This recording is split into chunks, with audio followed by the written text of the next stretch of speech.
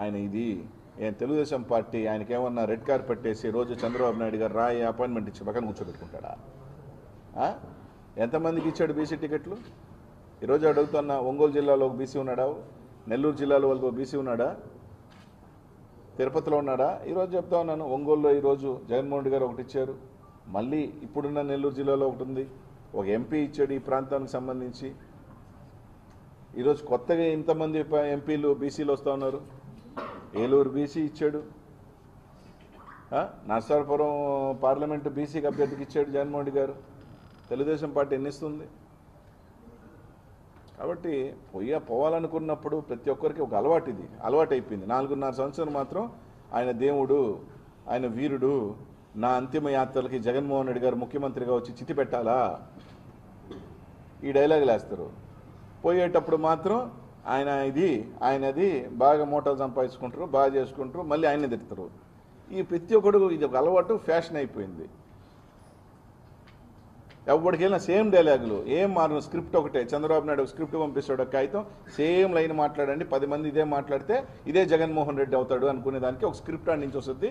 ఇదే భాష చూడండి, ఎవరు చేసినా ఒకటే డైలాగు, డెలివరీస్ ఏమన్నా మారుతున్నాయా?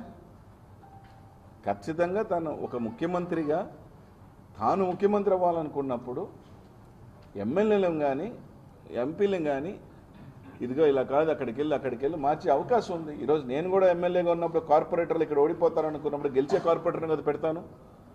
నాకున్న వ్యక్తిని ఎవరైనా ఉంటే బతిలాడుకుంటాం కదా, అరే నాయన నువ్వు ఇబ్బంది పడతావు, ఓడిపోయేటట్టున్నావు, ఇంకోటి పెడదాం రా గెలుస్తాం. ఎందుకంటే పార్టీ అనేది బతుకుంటేనే కదా మేమందరం కూడాను. కానీ ఇట్లాగా ఈ యొక్క అలవాట్లు జగన్మోహన్ ఏం చేయలేదు, ప్రజలందరికీ తెలుసు జగన్మోహన్ గారు ఏం చేశారని. కాబట్టి దయచేసి కొత్తది ఏమన్నా ట్రై చేయండి. రొటీన్గా అంటే వీళ్ళందరి మనం క్యారెక్టర్ ఎప్పుడు బయటపడుతుందంటే బాగున్నప్పుడు కాదంట, ఇట్లాంటప్పుడే. పార్టీకి నిలబడాల్సిన అవసరం, ఒక లీడర్కి అండగా ఉండాల్సిన టైం వచ్చినప్పుడు, ఆ లీడర్కి మన అవసరమైనప్పుడు ఆ రోజు నిలబడిన వాళ్ళే ఎవరైనా కానీ నిజమైన కార్యకర్త కానీ నిజమైన నమ్మకస్తుడు కానీ. బాగున్నప్పుడు అందరు బాగుంటారబ్బా, అందరు బంధువులే.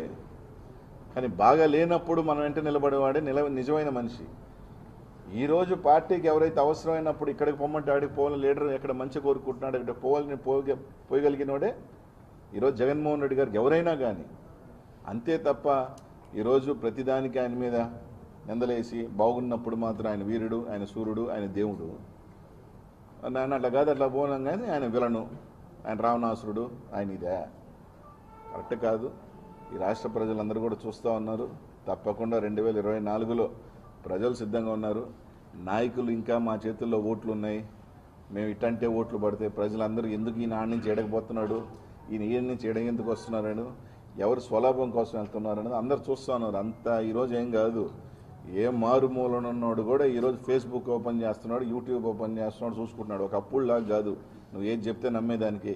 ఈరోజు ఈయన ఎంత కొట్టాడరా, ఆడెంత కొట్టాడరా అందరికీ తెలుసు, అందరు బాగా క్లారిటీగా ఉన్నారు. ప్రతి ఒక్కరు కూడా చూస్తూ ఉన్నారు, ఎవరు ఎక్కడ మోసపోయేదానికి సిద్ధంగా లేరని చెప్పి తెలియజేస్తాను. కాబట్టి నన్ను 15 సంవత్సరాలు దీవించిన ప్రజలకి అందరికీ కూడా నా జీవితాంతం ఈ నెల్లూరు ప్రజలందరూ కూడా ఎప్పుడు నా గుండెల్లో ఉంటారు. మా నాయకులు కానీ ఎవరైతే నన్ను ఈరోజు ఇంత స్థాయికి చిన్నవాడినైనా నా వెంట నడిచిన పెద్ద వాళ్ళందరూ కూడా వయసులో పెద్దవాళ్ళు